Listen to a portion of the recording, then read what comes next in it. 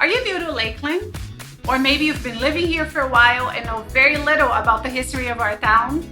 Well, today we're gonna geek out a little bit and bring you some of the beautiful history of Lakeland, Florida.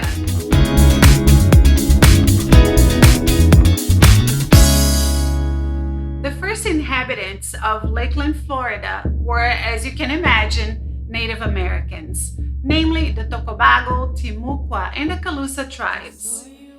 But fast forward to 1845, and Florida was just becoming the 27th state of the United States. And then in 1861, Polk County was officially born, and it was named after our president, James K. Polk. And then in 1866, we have knowledge of the first settlers who came to this area that we now call Lakeland, and their names were Jesse and Elizabeth Kern. And they literally built a little dirt floor log cabin here in town, and the rest is history. As the 1870s came, other settlers were all coming to this area, including some of our local household names like the Hollingsworth, the Powers, Hamiltons, Combies, Fudges. All the little street names that we see here in town are named after our original settlers. So our town started to grow and grow and grow. And then by New Year's Day, 1885, Lakeland, as we know it, was officially born. So they had other names to choose from, and they include Rome City. I think you've seen some of the local beer called Rome City. That's where it comes from.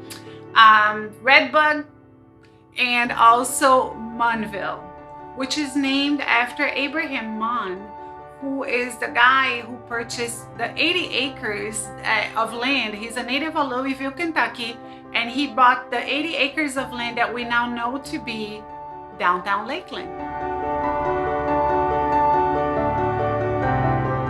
The city of Lakeland continued to grow, and by 1891, we actually had a power plant here in town, which was a super big deal because we were one of the only 3 cities in the state of Florida to have electricity. So Tampa and Jacksonville were first, little old Lakeland was 3. By the mid-1890s, Lakeland was just booming. And that is thanks to the railroad system that was incorporated. So by that time, there were 25 stops at the local railroad depot, and Lakeland was just hopping. There were hotels, new homes, schools, hospitals, everything you can imagine was happening. And by 1902, we actually had our first brick building, what is now the Lakeland High School, and it actually has always been a Lakeland High School since the 1900s. By the early 20s, baseball was America's favorite pastime. In the early 20s, the Cleveland Indians came here and held their first spring training.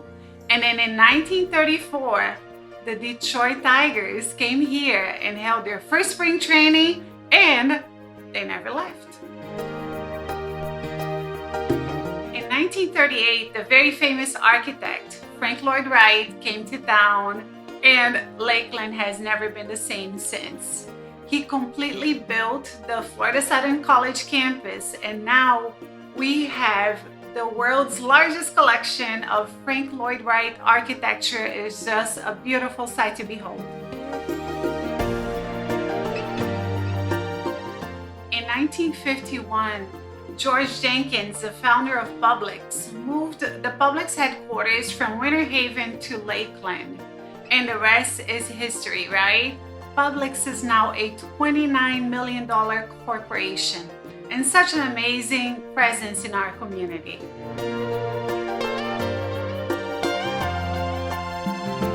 Polk County is actually the largest citrus producing county in the entire United States.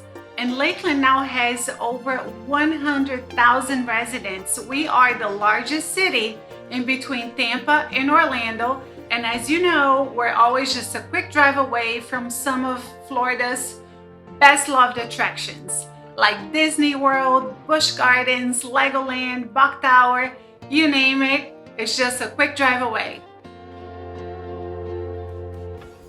I hope you guys enjoyed learning a little bit more about the rich, beautiful history of our town.